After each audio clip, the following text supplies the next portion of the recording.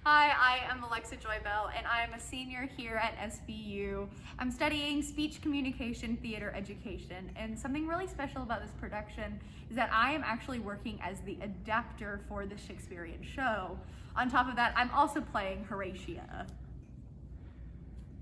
Alexa, why did you and Mr. Wehmeyer decide to adapt Hamlet instead of sticking to the original Shakespearean version? So that's a really funny story. The script that's actually adapted is something that I adapted when I was 16 years old. So it wasn't even like Mr. Wehmeyer came to me to adapt it. It's like I just randomly had this adapted Shakespearean show in my back pocket. But yeah, so that's why we have it, and I was approached about it, and that's why it is happening. Awesome. Why did you guys choose to gender swap it? So the reason that I chose to gender swap it is because classical theater is something I am so passionate about, and I think it is so special. It is not known for excellent female roles, and so I wanted the opportunity to have really strong roles that were played by women in this show. What were some difficulties that you faced when adapting the work? So a few difficulties that I faced were, one, I wanted to stay in iambic pentameter, and so I spent many a countless night clapping out iambic pentameter. Sorry to my roommates who had to hear me clap out iambic pentameter for just weeks on end.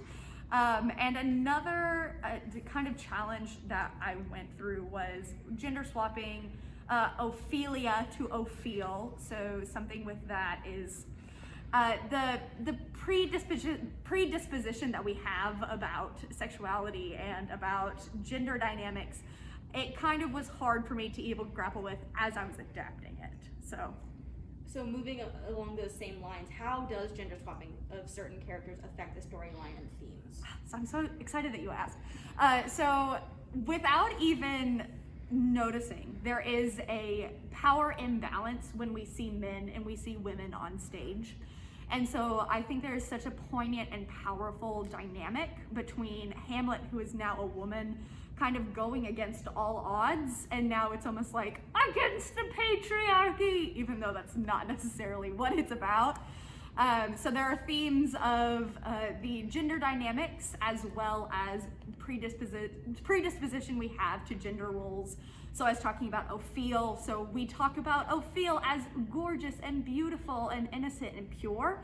None of that language has changed. So it's going to challenge audiences as well as our actor for Ophele and our other actors on stage, how we think about men and women and the way that we talk about them.